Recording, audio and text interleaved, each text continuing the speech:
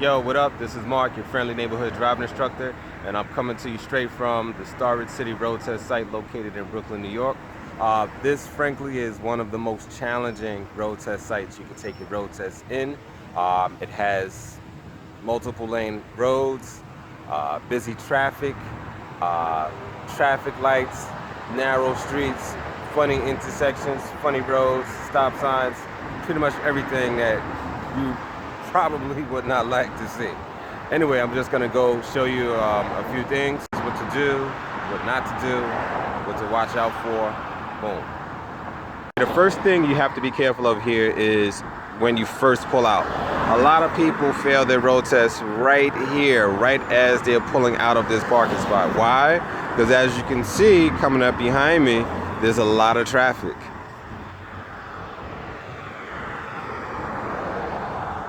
So, the next lights is very far down the road, and when traffic comes down the street, it comes very quickly, and it's very difficult for you to see it coming towards you, especially when you're sitting in your car and this is your perspective.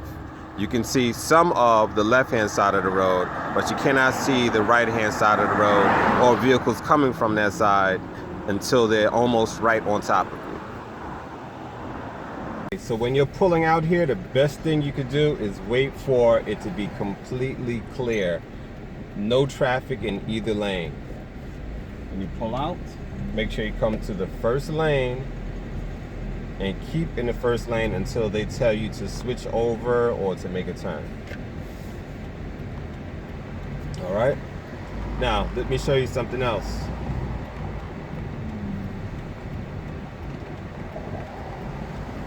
If you are the first car in line, do not drive in the parking lane to make a right turn or to merge into traffic to your left, unless the examiner says that it is okay to do so. Here, this is not a great example because I'm so close to the corner. I might as well stay in the parking lane. But when you take your road test, you'll be starting from further back.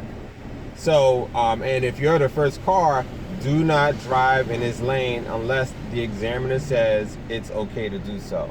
Otherwise, what you would do is check for traffic, make sure it's clear. When it's clear, come out about halfway like this, and then position yourself to make the right turn if that's what they want you to do. When you turn here, do not turn onto the bike lane. That is an automatic fail. Go around the bike lane.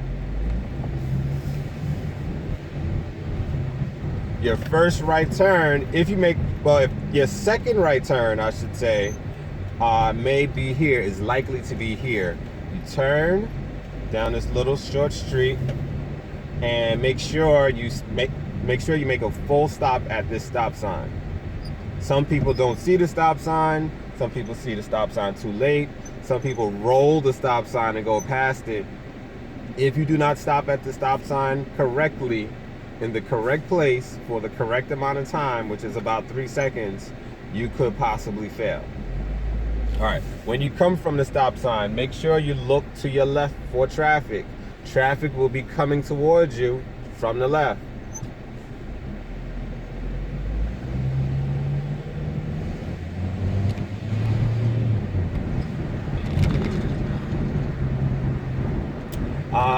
The streets over here are called loops, meaning when you turn in, I'm going to make a right turn into this road here. The street is a one-way road, and it loops around back to the same street that you entered from. When you go through this loop, I would suggest staying in the middle. If you stay too far to the left or too far to the right, the examiner could say that you're in a dangerous position for the road, which they're actually kind of true. If you're too much to the right, somebody could come up on your left side. If you're too much to the left, somebody could try to pass you on the right. So for the most part, try to stay in the middle. All right, making a left turn. Again, full stops at the stop sign before the first white line. 1, 2, 3. You move up and then you look for traffic. Look left and right for traffic. Be careful of approaching vehicles. Be careful of blind spots caused by parked vehicles. Keep checking left and right several times. Turn. Try not to turn on top of the yellow line. Make sure you go around the yellow line. And then you continue.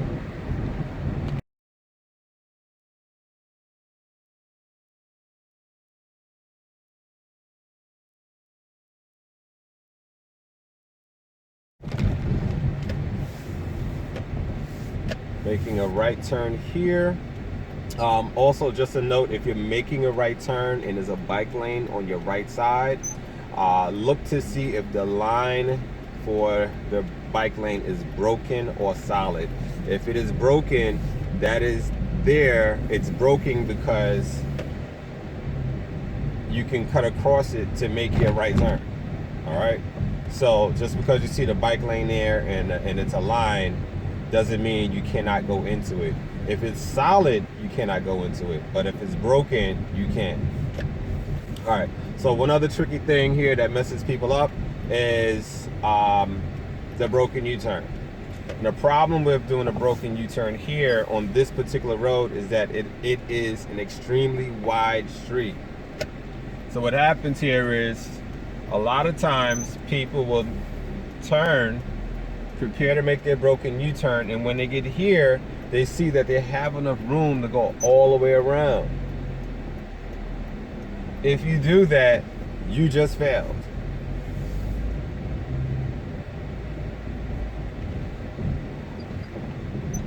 Another mistake that people make with the broken U-turn when they have too much space is they turn and they go too far over. They put their whole car on one side of the yellow line. That also usually is an automatic fail. Can't really see it in the video. Maybe I'll show another video perspective.